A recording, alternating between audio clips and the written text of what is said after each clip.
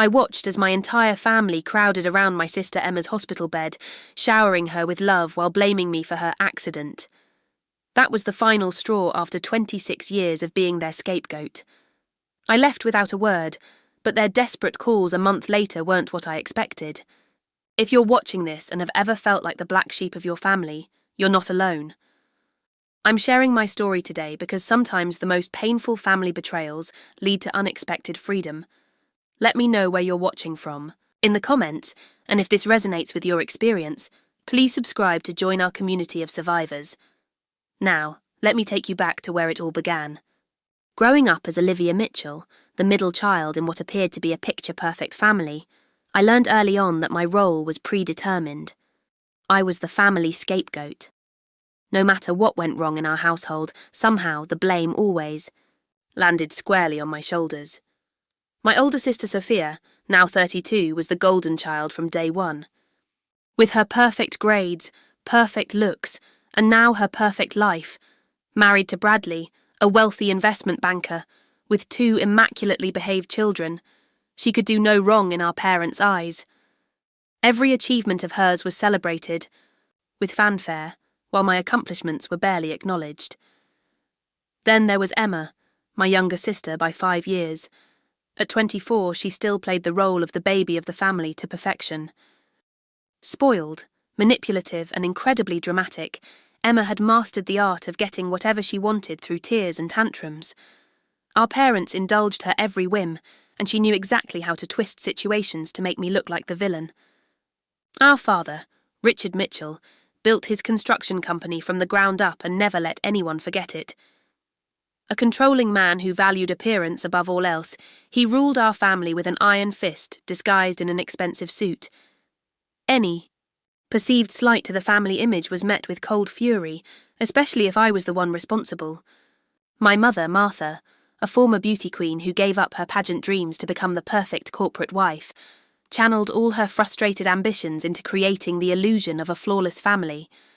She scrutinized every aspect of our lives. Our clothes, our friends, our hobbies, all had to align with her vision of perfection. When they didn't, particularly in my case, her disappointment was palpable. We lived in Oak Ridge, an affluent suburb just outside Boston, in a sprawling colonial home that featured regularly in local home and garden tours. Behind the manicured hedges and the gleaming windows, however, our family dynamic was far from the harmony we projected to the neighbours. The pattern started when I was barely 4 years old. Sophia had broken our mother's favourite crystal vase while playing indoors against the rules. When our parents came running at the sound of shattering glass, Sophia tearfully pointed at me. "Olivia pushed me," she lied.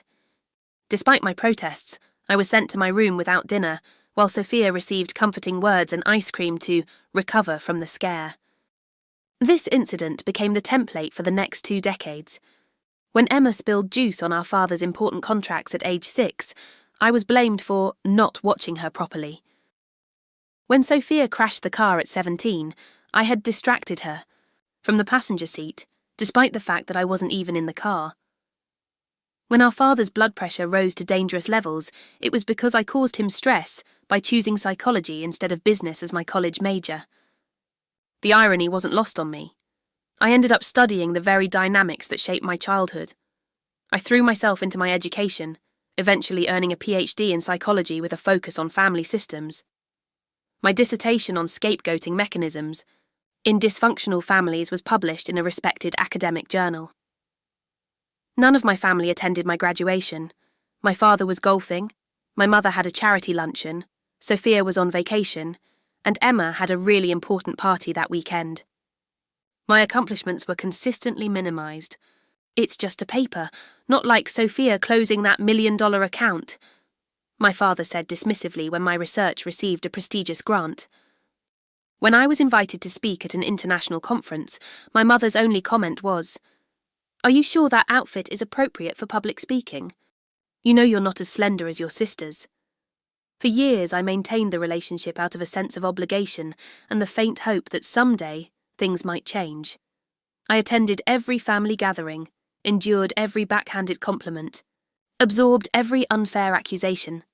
I helped plan Sophia's elaborate wedding, babysit her children without thanks, and listened to Emma's relationship dramas for hours.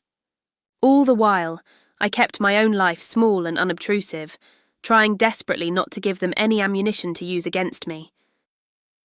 Recently, the scapegoating had reached absurd levels. When Sophia's husband was caught flirting with a colleague at the company Christmas party, somehow it became my fault for always making men feel uncomfortable with your analytical talk.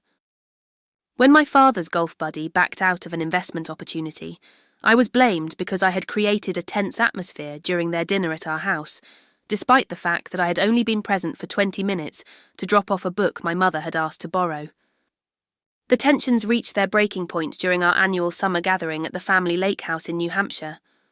For 1 week every July, we all took time off to stay at the sprawling property my grandparents had purchased decades ago. It was supposed to be a time of relaxation and bonding. Instead, it became the setting for the final act of my role as the family scapegoat.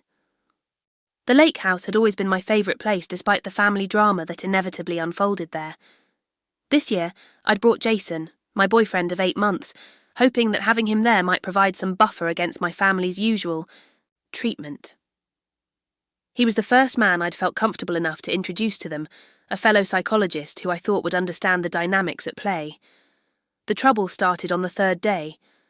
While I was helping my father set up the boat dock, I noticed Emma flirting with Jason on the porch. She was touching his arm, flipping her hair, and laughing too loudly at whatever he was saying. This wasn't unusual behaviour for her.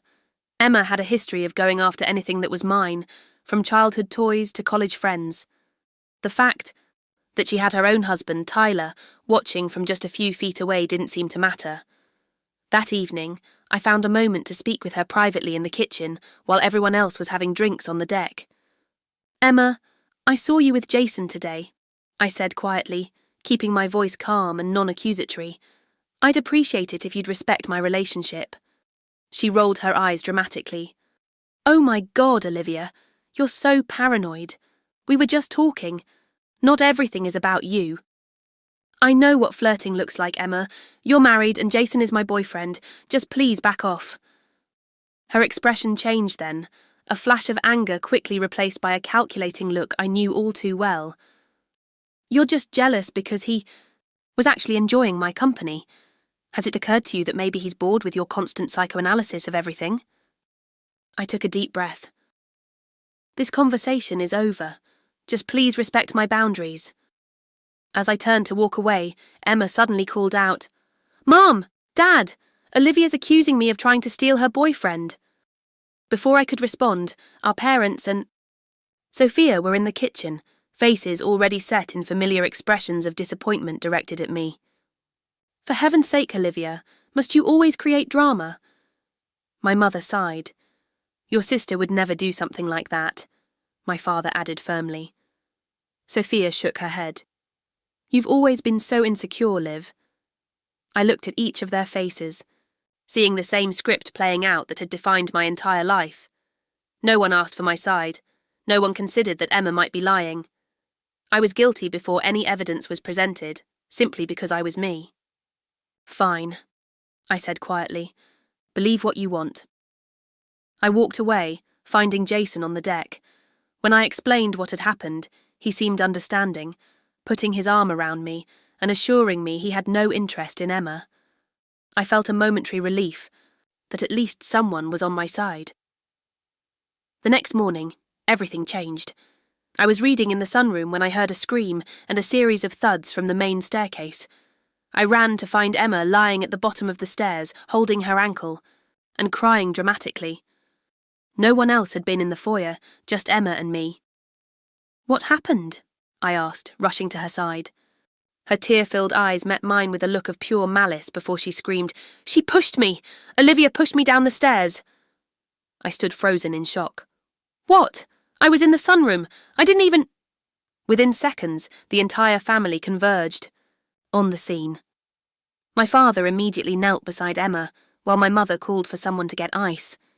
Sophia pulled out her phone to call for medical help. "What did you do?" My father growled at me, not even questioning Emma's accusation. "I didn't do anything. I was reading in the sunroom when I heard her fall." "Stop lying," Sophia snapped.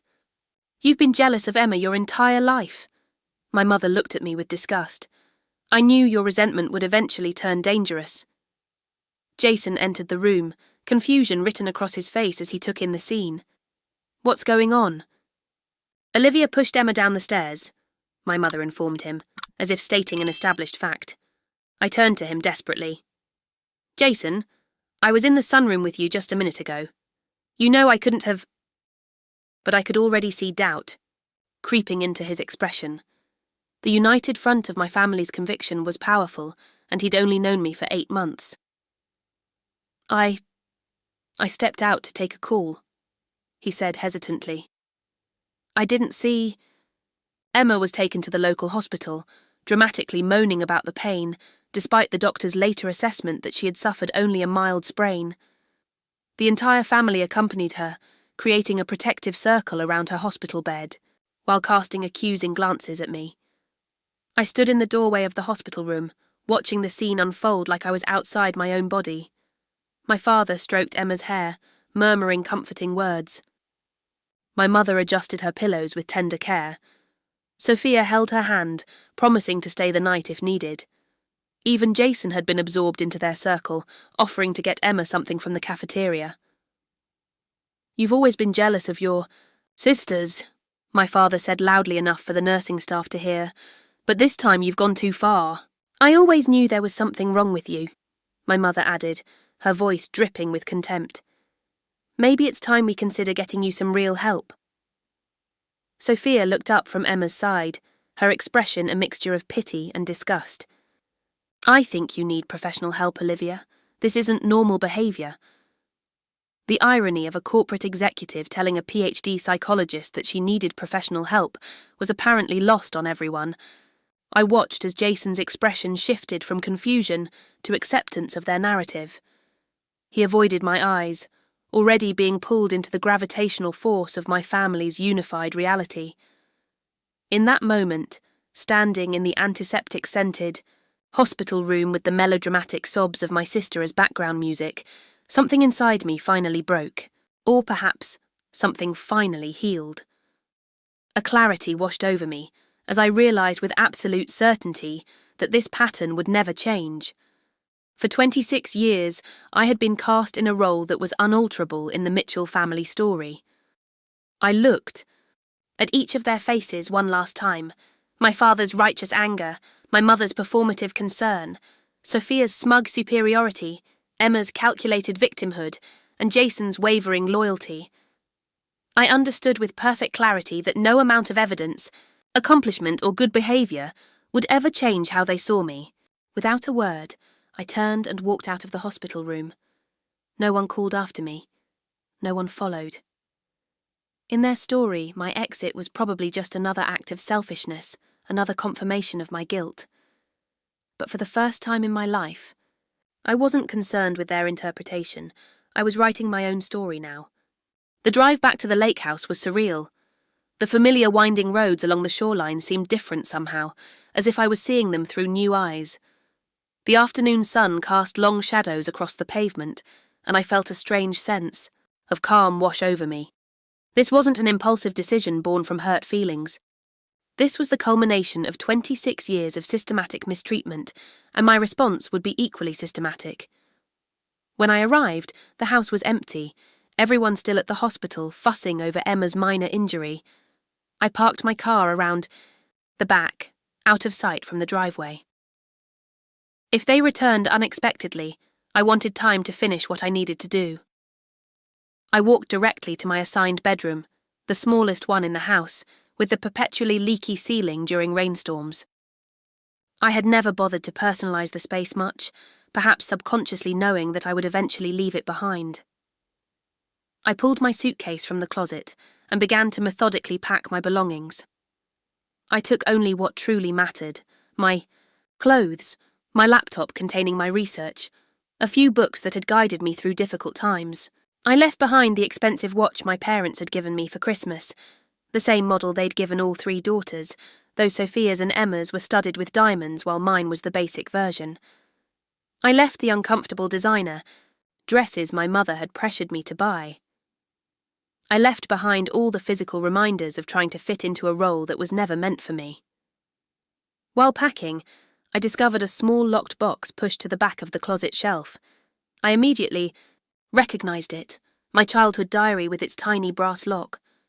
I had hidden it here years ago after my mother had accidentally read it, and then used my private thoughts against me during a family argument.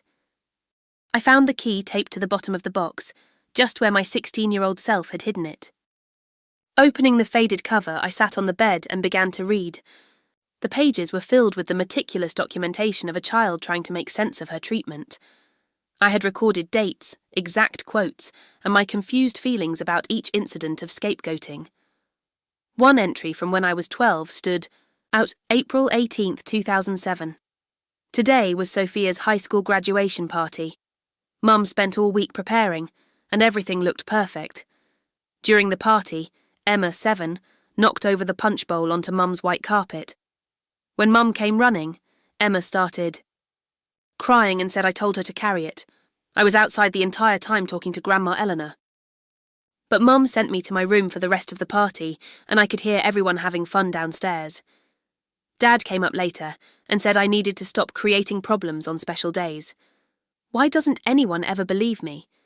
Grandma Eleanor tried to tell them I was with her, but Mum just changed the subject. 20 entries like this filled the pages, each one a perfect record of the family dynamic. I carefully packed the diary in my suitcase. It wasn't just a childhood memento, but evidence of a pattern I was only now finding the strength to break. On the dresser sat the family heirloom necklace my grandmother Eleanor had given me shortly before she passed away.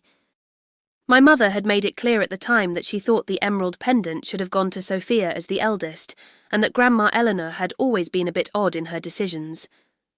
I picked up the necklace, feeling its weight in my palm. For a moment I considered leaving it behind.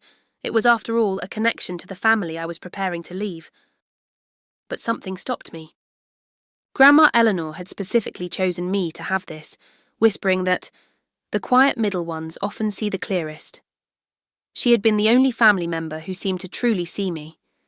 I fastened the necklace around my neck and tucked it beneath my shirt, close to my heart. In its place on the dresser, I left a short, handwritten note. I won't be your scapegoat anymore. 5 words that encapsulated 2 decades of built-up resolve. This departure wasn't a spontaneous reaction to one bad day. It was the execution of a plan that had been forming in my subconscious for years. I had prepared for this moment without even realizing it, maintaining a separate bank account my parents knew nothing about, keeping my most important professional contacts separate from my family, building a support network of friends who knew the real me. I called my closest friend, Dr. Lauren Williams, whom I had met during my doctoral program. She had witnessed enough of my family's treatment over the years to understand exactly what I was doing without lengthy explanations. I need a place to stay for a few days, I said when she answered. There was only the briefest pause before she replied, The guest room is already made up. How soon will you be here? Next, I composed an email to my department chair at the university, where I held a research position, requesting a short leave of absence for personal reasons. I set it to send automatically the next morning. I then contacted my landlord in Boston to inform him I would not be renewing my lease the following month.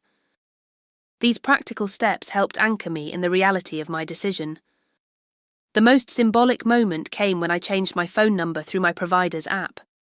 I watched as the confirmation appeared on my screen, a digital severing of one of the primary tethers my family had used to reach me whenever they needed their scapegoat.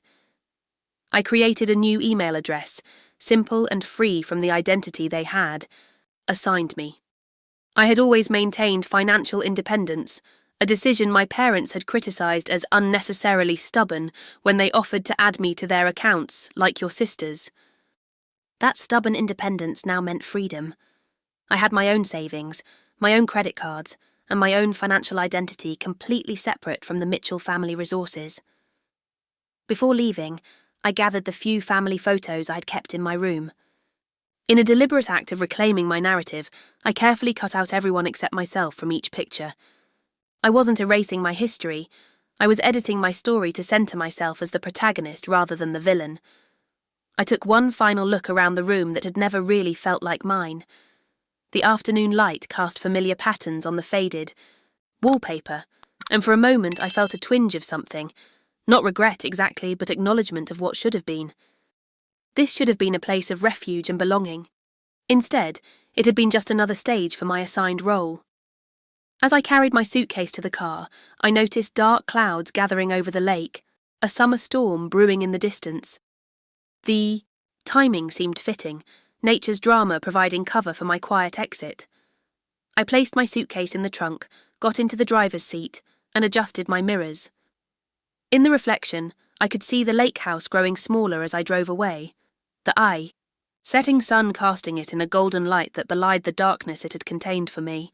I had expected to cry, to feel the weight of grief that comes with such endings. Instead, I felt a profound sense of relief mixed with nervous anticipation. For the first time in 26 years, I was free to write my own story. The road ahead was uncertain, but it was mine to navigate without the burden of carrying my family's projections.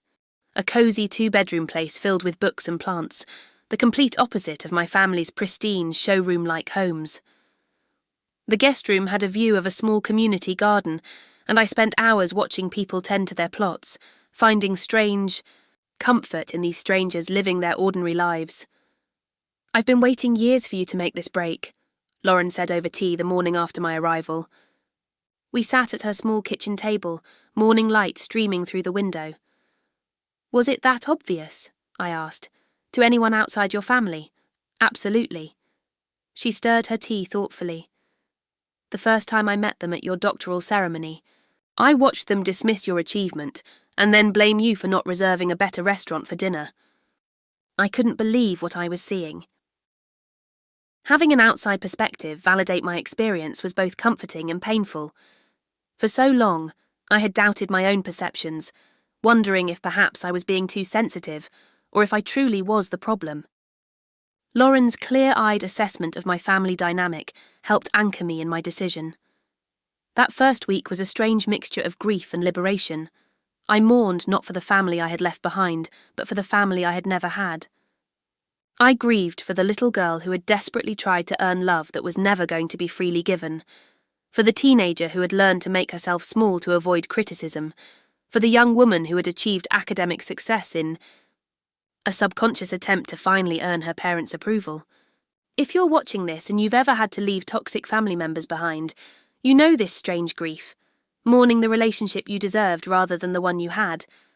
It's like phantom limb pain for something that was never actually there. Drop a heart in the comments if you felt this particular kind of loss, and subscribe if you want to follow the rest of my journey toward healing. Lauren connected me with Dr. Chen, a therapist specializing in family trauma and estrangement. In our first session, she helped me understand the family dynamics that had shaped my experience. "What you're describing is a classic scapegoat role," Dr. Chen explained. Dysfunctional family systems often designate one member to carry the blame for the entire system's problems. It's not random. Usually it's the family member who threatens the status quo in some way, often the most emotionally honest or independent member. Over the next few weeks, I attended therapy twice weekly, unpacking decades of gaslighting and emotional manipulation.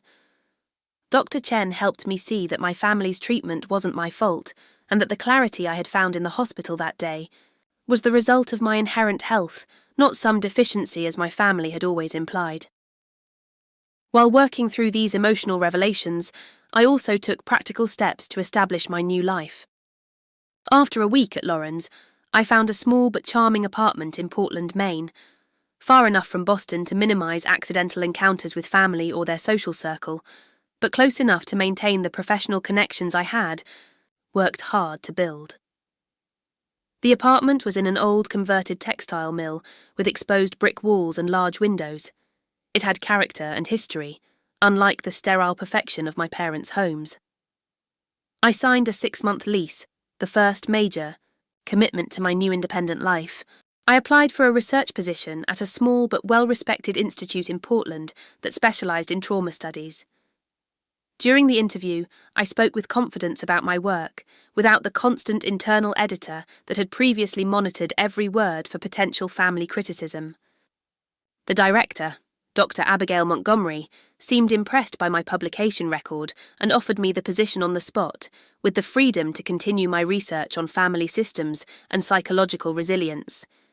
Each day brought small victories in reclaiming my identity. I painted my apartment walls a deep teal colour that my mother would have called attention-seeking. I bought comfortable furniture based solely on what appealed to me, not what would impress visitors. I adopted a rescue cat and named him Einstein, despite my father's frequent declarations that pets were unnecessary complications. I rediscovered hobbies I had abandoned years ago because of my family's dismissal. I joined a local pottery studio, recalling how my teenage interest in ceramics had been cut short when my mother complained about the clay under my fingernails being unladylike. I started hiking on weekends, an activity my father had declared a waste of time that could be spent networking. The most challenging adjustment was learning to make decisions without anticipating blame. For years, every choice I made was filtered through the lens of, how will my family use this against me? Now, with that filter removed, I sometimes found myself paralysed by simple decisions like what to eat for dinner or what movie to watch. Dr. Chen helped me recognise these moments as opportunities to connect with my authentic preferences. Ask yourself what you want, not what would be safest to want, she suggested. Gradually, these moments became less frequent as I strengthened my connection to my true self.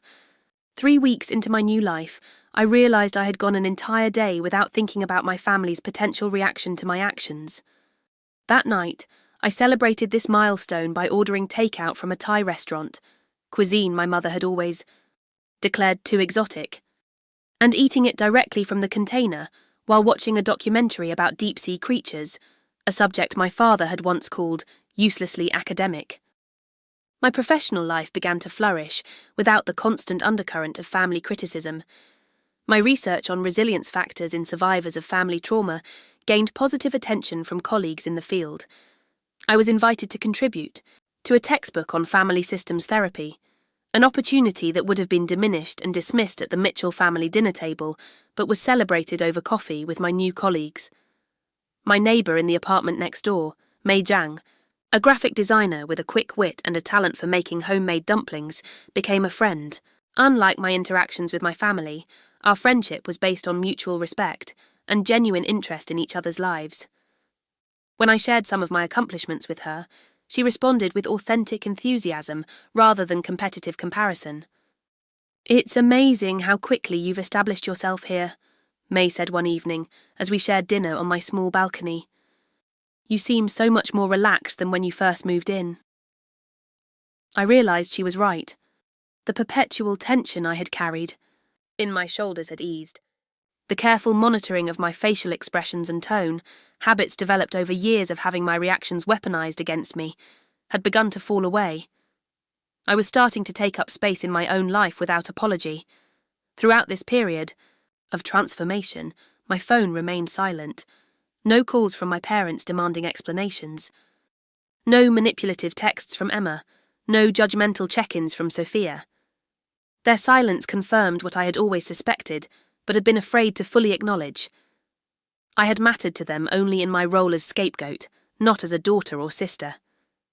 The family system was reorganizing itself without me, finding new ways to distribute blame and maintain their illusion of perfection. The silence was both vindication and a final loss, absolute proof that I had made the right decision, but also confirmation that what I had longed for had never existed. There had never been love hidden beneath the criticism, no real connection waiting to be uncovered if I just tried hard enough or became good enough. The revelation was both liberating and lonely. As the 3rd week of my new life came to a close, I stood at my apartment window, watching a summer storm roll across the Portland skyline. Lightning illuminated the harbour in brief, brilliant flashes, and I thought about the power of sudden clarity, how in an instant everything can be illuminated, revealing truths that were always present but hidden in darkness.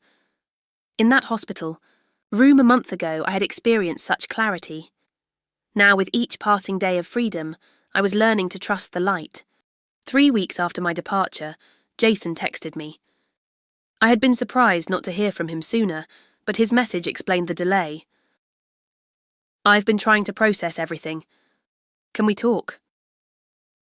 I agreed to a phone call, more curious than anything else about what narrative my family had constructed in my absence. When he called that evening, his voice sounded strained. "They're saying you had some kind of breakdown," he began without preamble. "Your father thinks the pressure of your research position got to you." I wasn't surprised. "And what do you think, Jason?" There was a long pause. "I don't know what to think. Everything happened so fast. 1 minute we were all at the lake house, and the next Emma was injured and you were gone. Your family has a very cohesive explanation." "I'm sure they do," I replied calmly. "They've had plenty of practice." Over the next hour, Jason painted a picture of what had happened after I left. According to him, my family's initial reaction was dismissive. "Your mother kept saying you were being dramatic as usual, and that you'd be back once you got over yourself." Emma, predictably, was milking her minor injury for all it was worth.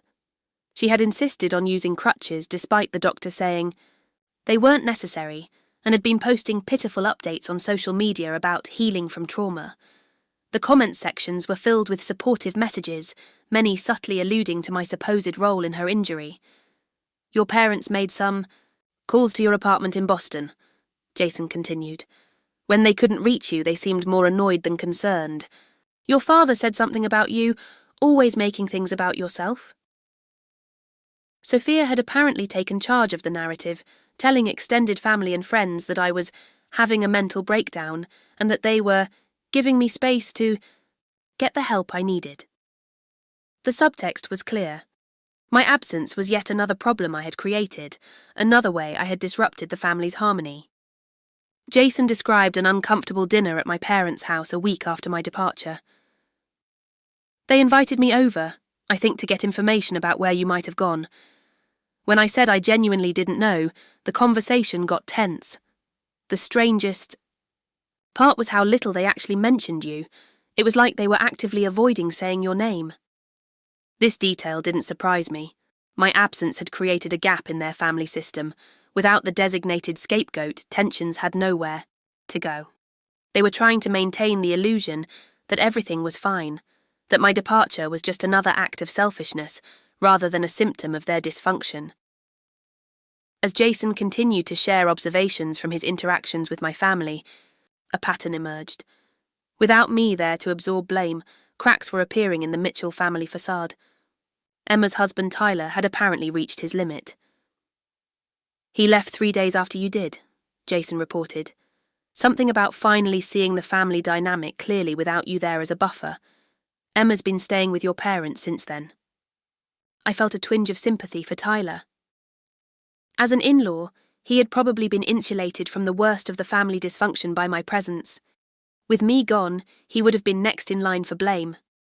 More surprisingly, my father's business was suffering. His longtime business partner, Gerald Thompson, had withdrawn from a major development deal they'd been working on for months. "Your father was furious," Jason said. He kept saying Gerald had betrayed him, but from what I gathered, Gerald had concerns about your father's stability after witnessing some family interaction at the hospital. My mother was struggling to maintain her social standing without her perfect family narrative. She had to cancel hosting the summer charity luncheon, Jason reported. The official reason was renovations at the house, but Emma let slip that some of the committee members had been asking uncomfortable questions about you. Sophia's picture-perfect life was showing strain as well. Her children had been asking questions about their missing aunt, questions she couldn't answer without disrupting the family narrative. "She seemed really tense when she mentioned it," Jason noted, like she wasn't sure what story to tell them. As Jason shared these details, I felt no satisfaction in their difficulties. This wasn't the revenge I had sought. I had simply wanted freedom from a role that was destroying me. Their struggles were the natural consequence of a dysfunctional system losing its pressure valve. Toward the end of our conversation, Jason's tone changed. "I need to be honest with you, Olivia. I don't think I can handle being caught in the middle of all this family drama. You're an amazing woman, but this situation is too complicated for me. I appreciated his honesty, if not his courage. I understand, Jason. Thank you for letting me know. After we hung up, I sent him a brief email. Thank you for your honesty. I wish you well. It was a clean break, with no anger or recrimination. The relationship had been important to me, but I recognized now that I needed someone who would stand firmly by my side, not waver at the first sign of family pressure. In the days that followed, I reflected on the information Jason had shared. The Mitchell family system was experiencing the consequences of losing its scapegoat. Without me there to blame, they were being forced to confront their own dynamics and responsibilities. The problems they had attributed to me for years, Emma's dramatic behaviour, my father's stress levels, my mother's social anxiety, Sophia's marital tensions, were continuing or even worsening in my absence, revealing the truth that I had never been their cause. I felt neither joy nor sorrow at their struggles. Instead, I felt a profound sense of confirmation. My departure had been necessary not just for my well-being, but as the only truthful response to a lifetime of false narratives. As Dr. Chen had said in one of our sessions, sometimes the healthiest thing you can do in a dysfunctional system is to leave it. Your absence creates space for truth, even if that truth is painful. As the 4th week of my new life began, I felt more certain than ever that I had made the right choice. The Mitchell family would continue their dance of projection and denial, but I was no longer a participant. I was writing a new story now, one based on truth and authentic connection, rather than assigned roles and maintained illusions. Exactly 1 month after I walked out of that hospital room, my phone lit up with calls from unfamiliar numbers. 3 calls in the span of 10 minutes, all from different Boston area codes. I watched them ring through to voicemail without answering. 20 minutes later, my email inbox began filling with messages from family members, including addresses I hadn't seen in years, distant cousins, my father's sister whom I barely knew, even my mother's college roommate. I called Lauren immediately. They've found a way to contact me. Are you going to respond? She asked. I hesitated. I don't know. Part of me wants to know what's happened, but I'm afraid of getting pulled back in. Whatever you decide, make sure it's from a position of strength, not guilt, she advised. You've worked too hard this month to go back to being their emotional regulator. I decided not to respond immediately. Instead, I went to my scheduled therapy session with Dr. Chen, bringing printouts of the emails I'd received. These messages have a common theme, Dr. Chen observed as she reviewed them. They all convey urgency without specific details. That's often a manipulation tactic, creating a sense of emergency to bypass boundaries. She was right. The emails contained phrases like family emergency and need to speak with you immediately, but offered no concrete information that would allow me to assess the actual situation. Then, as we were talking, an email arrived from Harriet Collins, a family friend who had always been kind to me and had little to gain from participating in Mitchell family drama. The subject line was direct. The truth about what's happening with your family. With Dr. Chen's support, I opened the email. Dear Olivia, I hope this message finds you well. I've debated whether to reach out, but I believe you deserve to know what's happening. The story Emma told about her accident has unravelled. A nurse at the hospital overheard her boasting to a friend on the phone about how she had totally convinced everyone you had pushed her. When confronted by hospital staff about potentially filing a false report, she admitted she had fallen deliberately. Tyler filed for divorce last week, citing pathological lying and manipulation in the paperwork. He's been quite open about Emma's pattern of deception and your family's enabling behaviour.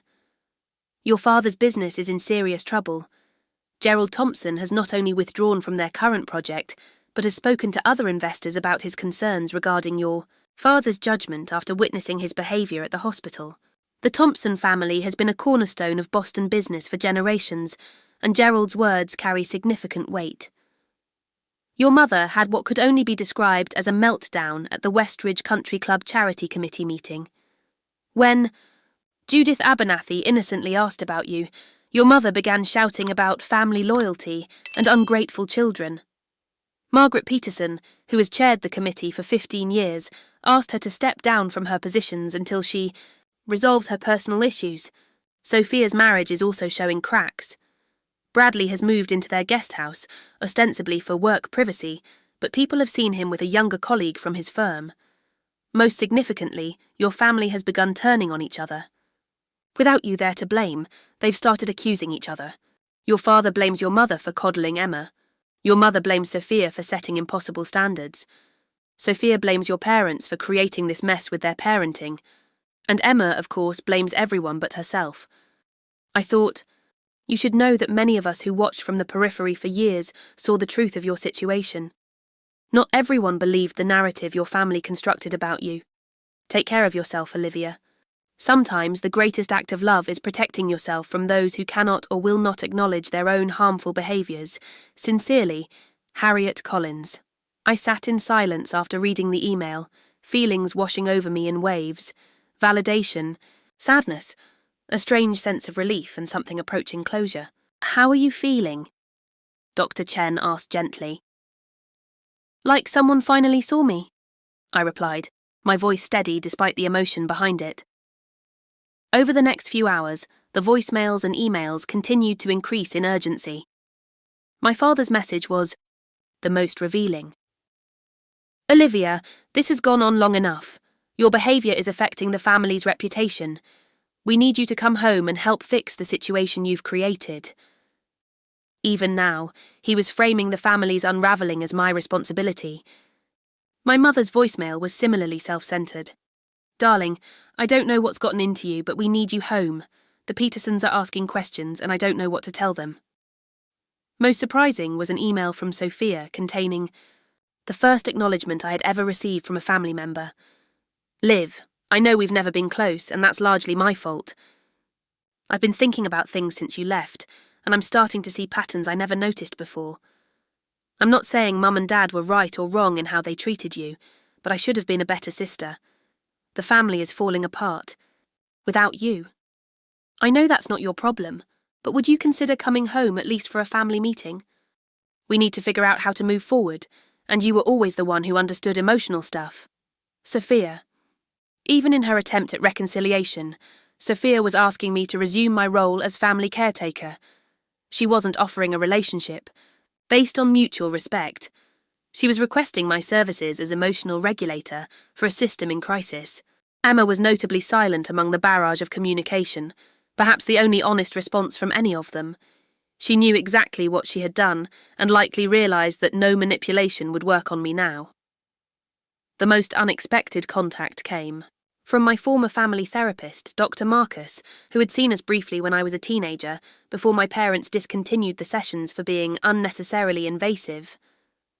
Dear Olivia, I hope you remember me from the family sessions your parents arranged years ago. While I normally wouldn't reach out to a former client, I'm concerned about the dynamics I'm observing in your family system following your departure. Your parents have scheduled an emergency session, ostensibly to discuss how to help you with your issues, but it's become clear to me that the family system is struggling to reorganise itself without its designated scapegoat. I want you to know that I recognise the role you were being asked to play even back then. I tried to address it, which is likely why your parents terminated therapy so quickly. Whatever you're doing now to establish healthy boundaries is courageous work. If you would like a referral to a colleague in your area who specialises in family, estrangement and recovery, please let me know. Take care, Dr. Robert Marcus. Reading this professional validation of what I had experienced brought tears to my eyes, not from sadness, but from the profound relief of being seen and understood. As the calls and messages continued throughout the day, I felt a complex mixture of emotions. Part of me felt a shadow of satisfaction that the truth was finally emerging. Another part felt genuine sadness for the pain my family was experiencing, even though it was the natural consequence of their own actions. But mostly, I felt a strengthening resolve to maintain the boundaries I had established. I took these complicated feelings to my next session with Dr. Chen. I feel guilty, I admitted. Not for leaving, but for not feeling worse about their suffering. That's a common reaction, she assured me. You've been conditioned your entire life to prioritize their emotions over your own. The fact that you can acknowledge their pain while still maintaining your boundaries is a sign of health, not callousness. We discussed whether I should respond to any of the messages. What would serve your healing process? Dr. Chen asked. Not what would help them, or what would be expected of you, but what would support your journey. After careful reflection, I decided to maintain my silence. Responding now, when they were in crisis and looking for someone to stabilize their system, would only reinforce the dynamic I had worked so hard to escape. If there was ever to be any healthy communication between us, it would need to happen after they had done their own work, not as a reaction to their discomfort with the consequences of their behavior. That evening, I received an unexpected package, delivered by courier. The return address showed it was from Northampton, Massachusetts, the town where my grandmother Eleanor had lived before she passed away 5 years ago. Curious and slightly apprehensive, I opened it carefully. Inside was a collection of journals, letters, and a small wooden box. On top was an envelope addressed to me in handwriting I didn't recognise. The letter inside explained everything. Dear Olivia, you don't know me, but I was your grandmother Eleanor's dear friend for over 50 years. My name is Margaret Winters. Eleanor left these items in my care before she passed, with explicit instructions to send them to you if certain circumstances arose. She said, if Olivia ever finds the strength to leave that toxic situation, she'll need these to understand she's not alone.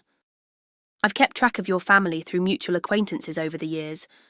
When I heard about recent events, I knew it was time to fulfill my promise to Eleanor.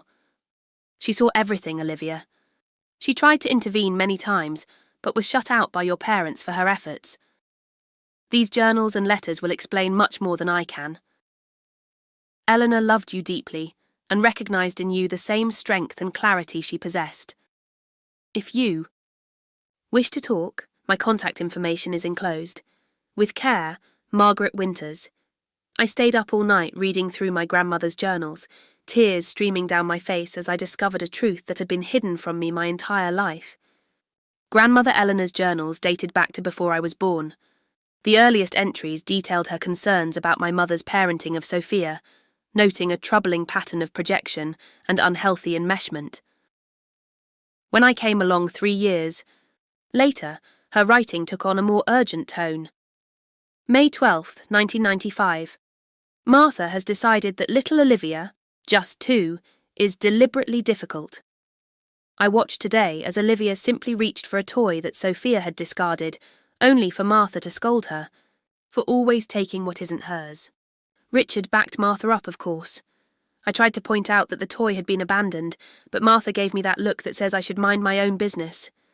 I fear they're already casting this child in a role that will shape her entire life. As I read entry after entry, a pattern emerged. Grandmother Eleanor had recognised the scapegoating dynamic from the very beginning and had attempted repeatedly to intervene, only to be gradually pushed out of the family's inner circle for her efforts. November 18, 2000. Richard exploded at me today when I suggested that perhaps Olivia wasn't entirely to blame for the broken window. I saw Emma throwing the ball in the house earlier, but when the crash came, she immediately pointed to her sister. Instead of investigating, Richard sent Olivia to her room without dinner. When I tried to speak up, he told me that I was undermining their parenting and suggested it might be best if I shortened my visit. I'm frightened for Olivia. At 7 years old, she's already developing that watchful look I recognise from my own childhood. The most shocking revelation came in a series of entries from when I was a teenager. April 3, 2008. I've made a decision today. I cannot change how Richard and Martha parent, but I can ensure that Olivia has resources when she's older. I've spoken with my attorney about setting up a trust fund specifically for her. Richard and Martha will be furious when they learn I've not divided my estate equally among the granddaughters, but I've seen how they control Sophia and Emma through financial means. Olivia will need independence if she's ever to break free of the role they've assigned her. Accompanying the journals was a letter from my grandmother's attorney, dated just a month after her death. It was addressed to me but had clearly never been delivered. Dear Ms. Mitchell, as the executor of Eleanor Mitchell's estate, it is my duty to inform you of the trust fund established in your name. The account contains $175,000 to be available to you upon reaching the age of 25 or upon completion of your graduate studies, whichever comes first.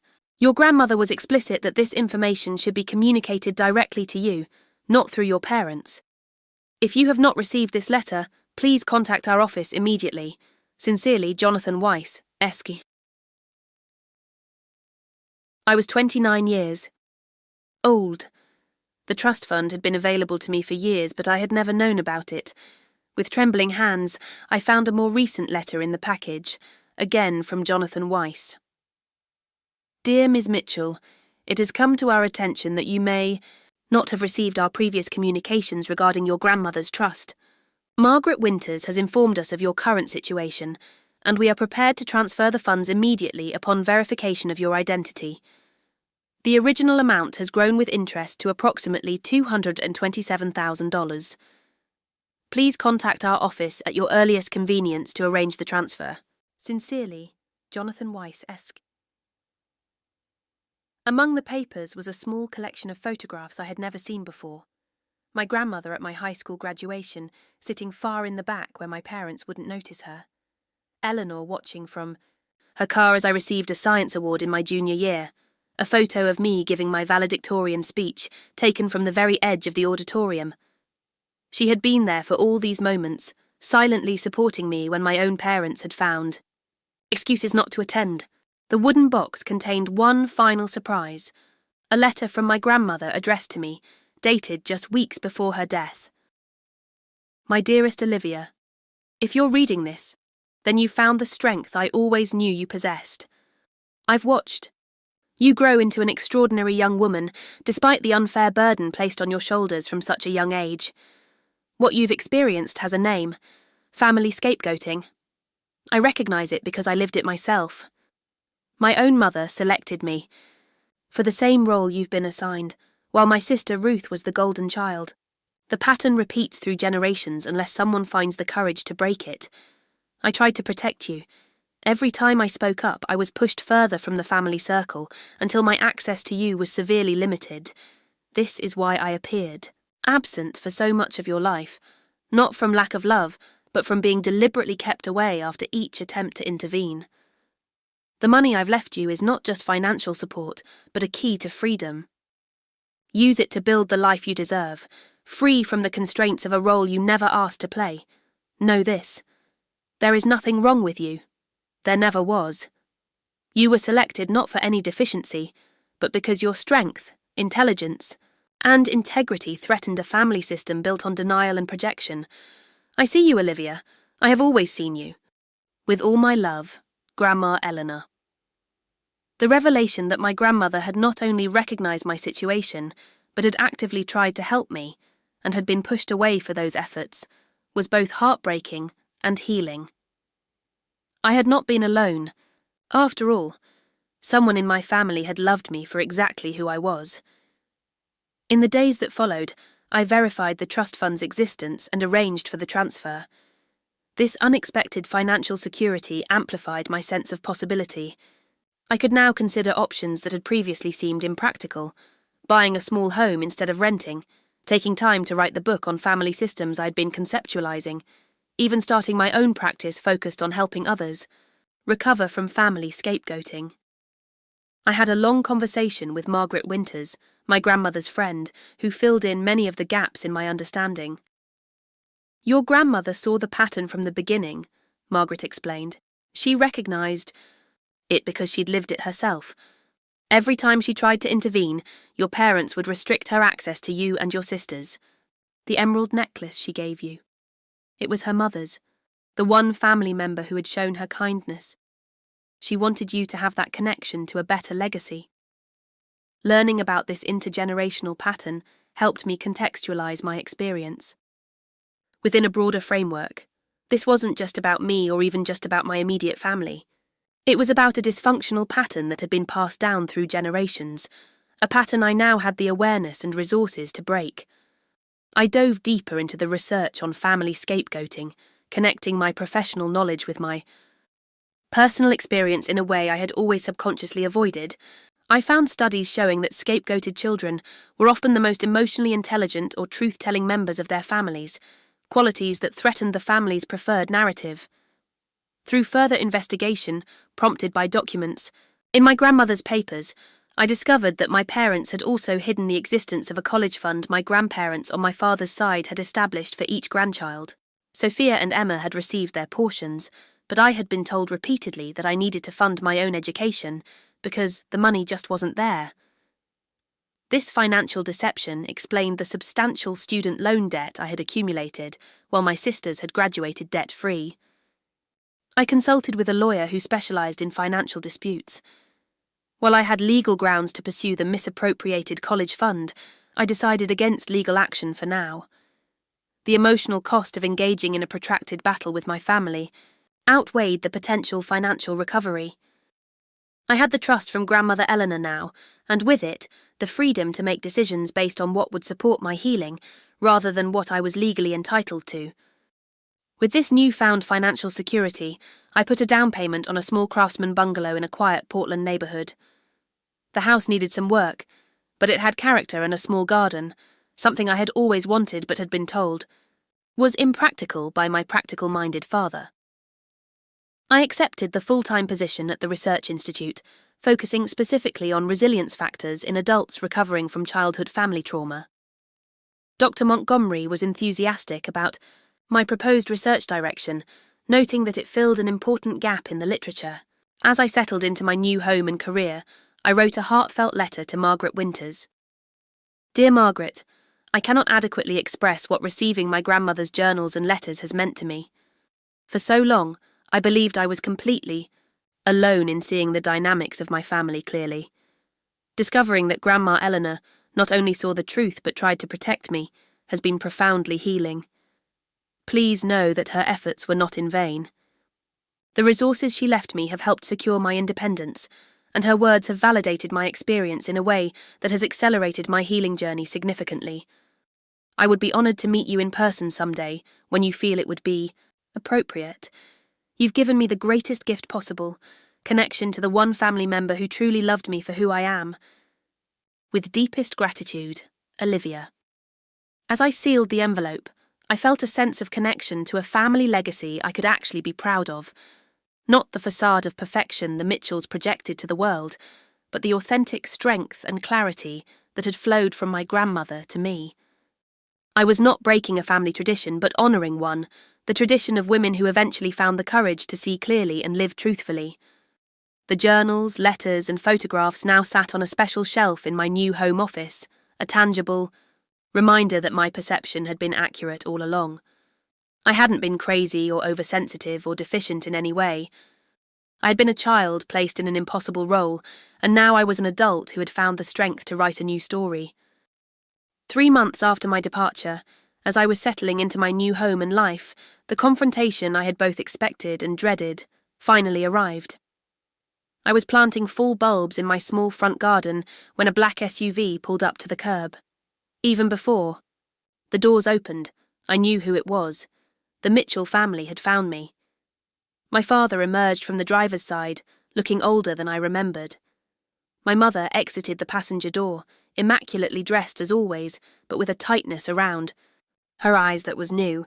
Sophia stepped out from the back seat, her expression unreadable. Emma was noticeably absent.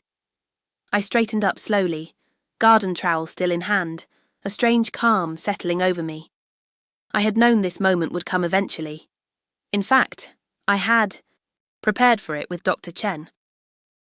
"Olivia," my father called, striding up the walkway as if he owned the property. "This has gone on long enough. It's time to come home." I noticed my neighbours across the street glancing over curiously. This was not a conversation I wanted to have in public view, nor did I want these people in my home, my sanctuary. "I'm not having this conversation in my front yard," I said calmly. "If you want to talk, we can meet at the cafe 2 blocks from here in 1 hour. I'll bring someone with me." "Bring someone? What are you talking about?" my mother demanded. "We're your family. We don't need strangers involved in our private matters."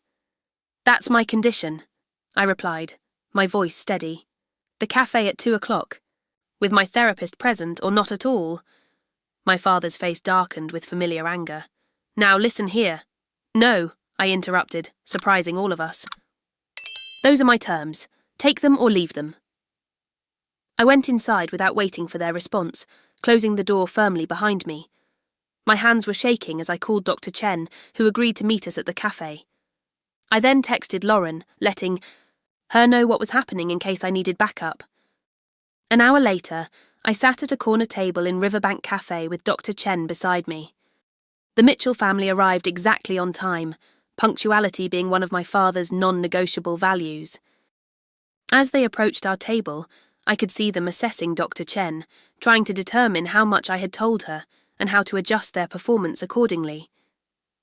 Olivia, my mother began as they sat down, reaching across to touch my hand. I gently moved my hand away. We've been so worried. To just disappear like that without a word. I left a note, I said quietly. I won't be your scapegoat anymore is not an explanation, my father cut in. It's a childish accusation. Dr. Chen observed, it sounds like Olivia was expressing a boundary about her role in the family system. My father's attention snapped to her. With all due respect, you're only hearing one side of a complicated family dynamic. That's why I'm here, Dr. Chen replied calmly, to observe the dynamic directly. Sophia, who had remained silent until now, spoke up. Liv, we understand you needed some space, but to cut us off completely, to not even let us know you were safe, that was cruel. I took a deep breath, centering myself. I'd like to share something with you. I placed my childhood diary on the table. This is the record I kept from ages 8 to 16. I'd like to read a few entries. Before they could object, I opened to a marked page and began reading. December 25th, 2006, Christmas Day. Sophia broke the crystal angel ornament while reaching for her stocking. When Mum came in, Sophia said I knocked it over while running.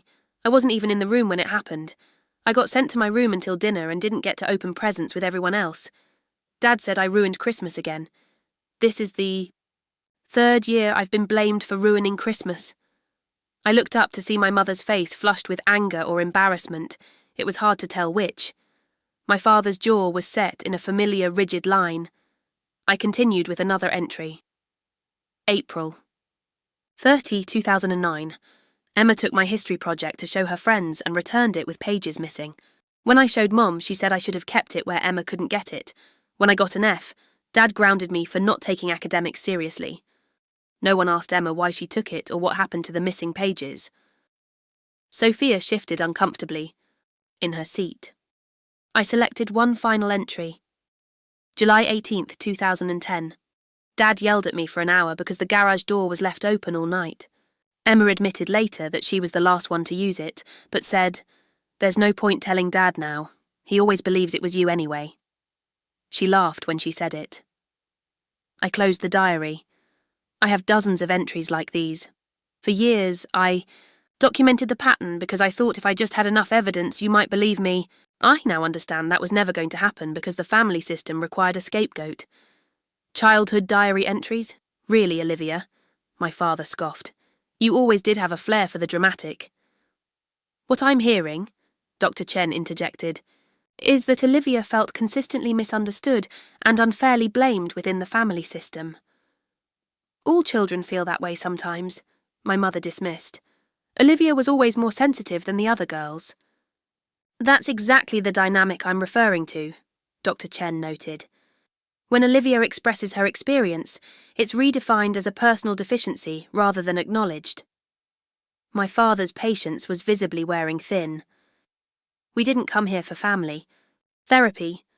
We came to bring Olivia home and sort this mess out privately. I'm not coming home, I said clearly. I have a home now, this one, and I've learnt something else recently. I removed the letter from Jonathan Weiss from my bag. Did you know about Grandma Eleanor's trust fund for me? The sudden stillness that fell over my parents confirmed what I already knew. You did. No, I continued. You knew and you deliberately kept it from me, just like you kept the college fund from Grandpa Mitchell from me while giving Sophia and Emma their portions. That's not true, my father started, but his protest lacked conviction. I have the documentation, I said simply. I've spoken with the attorneys. My mother's composure finally cracked. Your grandmother had no right to interfere in how we raised our children. She always favoured you, always undermined our parenting. That money should have been divided equally. It was her money, Mum. She could do what she wanted with it. And she saw what was happening to me, what you were doing, even when I couldn't fully see it myself. Sophia looked genuinely shocked. You had a trust fund this whole time, and a college fund, but you took out all those student loans. For the first time, I saw a flicker of doubt cross her face, as if she was beginning to reassess the family narrative she had accepted her entire life. My father, sensing he was losing control of the situation, resorted to his most effective tactic, the ultimatum. Enough of this nonsense. Olivia, you have a choice to make right now. You can come home with us, rejoin the family, and we'll put this unfortunate episode behind us.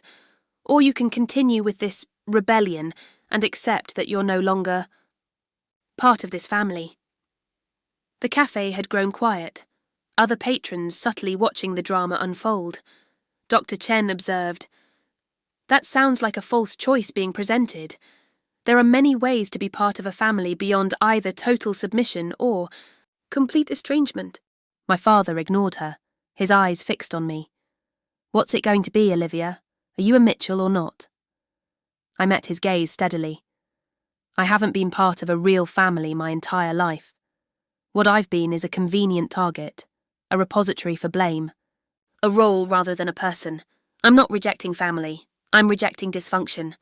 My mother's face crumpled into tears, but I recognized the performance from years of experience. These were tears designed to elicit guilt and compliance, not expressions of genuine emotion. "How can you say such cruel things?" she sobbed. "After everything we've done for you." "What exactly have you done for me, Mum? You've criticised me, blamed me, diminished me, and lied to me. You kept me from the one family member who actually loved me for who I am. You stole money that was specifically left to me. Tell me, what should I be grateful for?" My words hung in the air between us. For perhaps the first time in my life, I had spoken my complete truth to my family, without filtering it through fear or the desperate hope for acceptance. My father stood abruptly. "I don't have to listen to this. Come, Martha, Sophia, we're leaving." My mother rose immediately, her tears stopping as quickly as they had started. Sophia hesitated, looking between me and our parents with confusion. "Sophia?" my father prompted sharply. She stood slowly. I don't know what to think anymore, Liv." "You don't have to decide right now," I told her quietly. "My door is open if you ever want to talk, really talk, without Mom and Dad's narrative shaping the conversation." My father practically pulled my mother from the cafe, Sophia trailing behind them. Through the window, I watched them climb into their SUV and drive away, my father's rigid posture visible even from a distance. Dr. Chen placed a hand gently on my shoulder. "How are you feeling?" "Surprisingly okay," I realised. I've been dreading that confrontation for months, but now that it's happened, I feel free. As we gathered our things to leave, one of the baristas approached our table. "I'm sorry, I couldn't help overhearing some of that. I just wanted to say, you're really brave." I thanked her, touched by this small kindness from a stranger who had witnessed a pivotal moment in my life. That evening, as I sat on my porch watching the sunset, my phone rang with an unfamiliar number. Warily, I answered. "Olivia, it's Emma." Of all the people I expected to hear from after the cafe confrontation, my younger sister was last on the list. "Emma, how did you get this number?" "Sophia gave it to me," she admitted. "She's confused right now, about a lot of things." There was an uncomfortable silence before she continued, her voice smaller than I had ever heard it. "I didn't come with them today because I couldn't face you, not after what I did at the lake house. You mean when you deliberately fell and blamed me for pushing you? Yeah, she said softly. That and everything else. All the times I blamed you for things I did. All the times I watched you get punished for my mistakes and said nothing.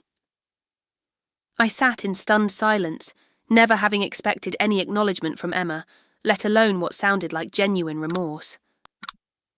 I'm in therapy now, she continued. After Tyler left, I had to look at some things about myself. And then when you left too, and everything started falling apart, I realised I didn't like who I'd become. Why are you telling me this, Emma? She exhaled shakily. Not to ask for forgiveness. I don't deserve that. Just to tell you that you were right to leave, and that at least one person in this family knows the truth about how you were treated. It wasn't much, but it was something. A small crack in the edifice of family denial that had defined my existence for so long. As I hung up, I wondered if this was the beginning of a new kind of relationship with at least one member of my family. One, based on truth rather than assigned roles and comfortable fictions. 6 months after walking out of that hospital room, my life had transformed in ways I could never have imagined. My small bungalow had become a true home, with walls painted in colours I loved, furniture arranged for comfort rather than appearance, and a thriving garden that brought me daily joy. Einstein the cat had claimed the sunniest windowsill as his domain, his presence a constant reminder that I was never truly alone. My professional life was flourishing. The Research Institute had embraced my focus on family trauma recovery, and my paper on resilience factors in adult survivors of family scapegoating had been accepted for publication in a prestigious journal. Dr. Montgomery had become not just a supervisor but a mentor, recognizing the unique perspective I brought to our field. Your work is resonating with so many of our colleagues, she told me during our weekly meeting. There's talk of developing a specialized treatment protocol based on your research. The trust fund from Grandmother Eleanor had provided not just financial security but opportunities I would never have considered possible before. I had started a small foundation providing educational grants to young people from dysfunctional families, naming it the Eleanor Mitchell Foundation in her honor. The first 3 recipients had been selected, bright, resilient young people who reminded me of myself at their age, but who would now have support I never had. My personal life had begun to blossom as well. I had met Daniel, a landscape architect, with kind eyes and a patient manner, at a community garden workshop. Our relationship was developing slowly, built on mutual respect and genuine interest in each other's thoughts and feelings, a stark contrast to the performance-based connections I had known in my family. What surprised me most was the family I had created around me, not of blood but of choice. Lauren remained my closest friend, but my circle had expanded to include May from next door, colleagues from the Institute, members of my pottery class, and neighbours who had become regular dinner guests. These relationships were characterised by reciprocity and authenticity, concepts that had been entirely absent from my experience of family. Emma and I maintained cautious contact. She had continued with therapy, separated herself from our parents' influence, and was living independently for the first time in her life. Our conversations were sometimes awkward, often painful, but always honest. She was doing the difficult work of examining her role in the family system and her treatment of me, which I respected even if complete forgiveness remained a work in progress. My therapist says I was the golden child to your scapegoat, she told me during one of our monthly phone calls. I never realised how trapped I was in that role too, just in a different way. My parents and Sophia had maintained their stance of righteous indignation following our confrontation at the cafe. They had sent a formal letter, through their attorney no less, stating that they would welcome me back into the family when I was ready to apologise for my accusations and resume my proper role. I had filed the letter away without responding, recognising it as one final attempt to re-establish the dynamic I had escaped. Margaret Winters, my grandmother's friend, had become a cherished presence in my life. At 82, she possessed the sharp wit and clear-eyed wisdom that I remembered from Grandma Eleanor. She had begun visiting from Northampton every few months, each visit bringing more stories about my grandmother and strengthening my connection to the family legacy I could embrace with pride. "Eleanor would be so proud of you," Margaret told me during her last visit, "not just for leaving, but for what you've built since then." One of the most meaningful developments in my new life was my volunteer work with the Portland Youth Mentorship program, where I worked with teenage girls from troubled families. Many of them showed the hypervigilance and self-doubt that I recognized from my own adolescence. Using my professional knowledge and personal experience, I helped them identify healthy boundaries and recognize their inherent worth outside of family-assigned roles. "You're the first adult who's ever really listened to me," 14-year-old Zoe told me after our third mentoring session. Her words were both heartbreaking and affirming, confirmation that the cycle could be broken, that a different kind of connection was possible. My research on family scapegoating had gained significant attention in academic circles, leading to an invitation to speak at a major psychology conference in Boston. The irony wasn't lost on me that this professional recognition would take place in the city I had fled, potentially putting me in proximity to my parents' social circle. After careful consideration, I accepted the invitation. My story was no longer something to hide, but a source of insight that could help others. As I prepared my presentation, I received an unexpected email from a distant cousin on my father's side, whom I barely knew. "Dear Olivia, we've never really known each other well, but I've been following your research through my work as a school counselor. I was stunned to realize that the family dynamics you describe so accurately mirror my own experience in another branch of the Mitchell family.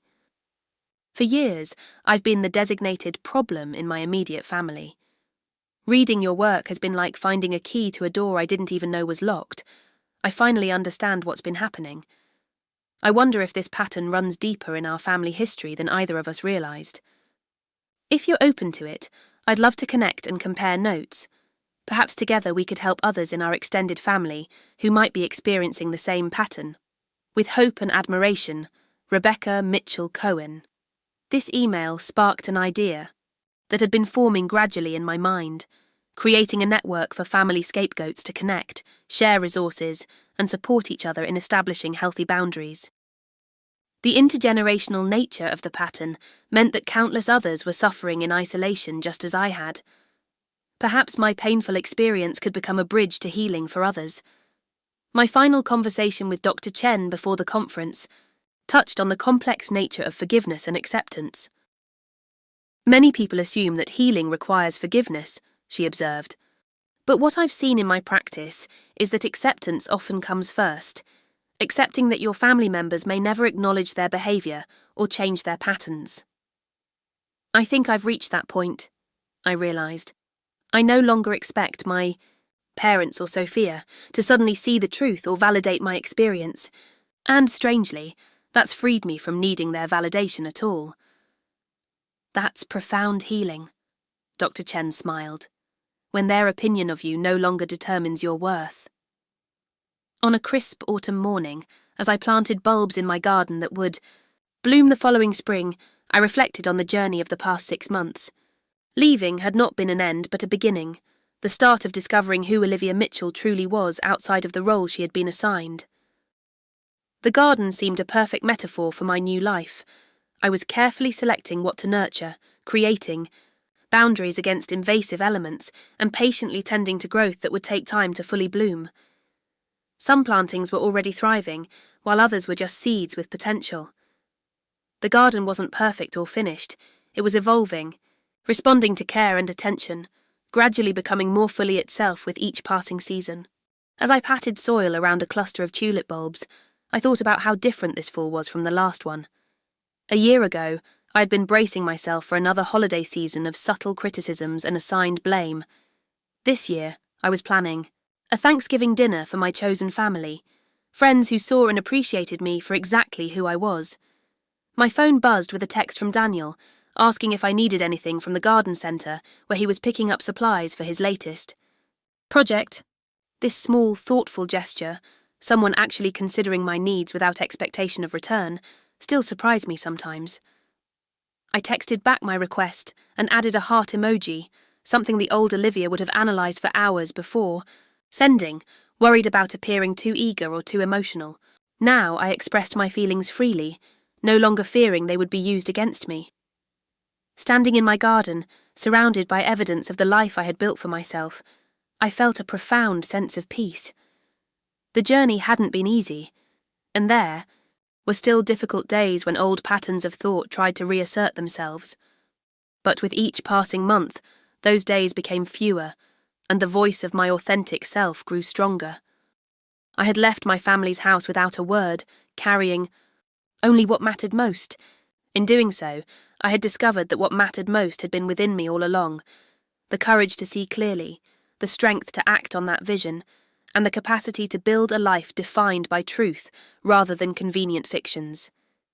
If you're watching this, and something in my story resonates with your own experience, please know you're not alone. Family systems can be incredibly powerful, but your truth is even stronger. I'd love to hear about your journey in the comments below. Has family karma ever revealed itself in your life? Has standing up for yourself ever led to unexpected freedom? Like this video if you found any part of my story helpful, subscribe for more authentic conversations about family dynamics, and share with someone who might need to hear that they're not crazy for seeing what others refuse to acknowledge. Thank you for witnessing my story, and remember, sometimes the most loving thing you can do for yourself and ultimately for your family is to break the pattern, even when it means walking away. The truth is, family isn't just about blood. It's about who sees you, respects you, and loves you for exactly who you are.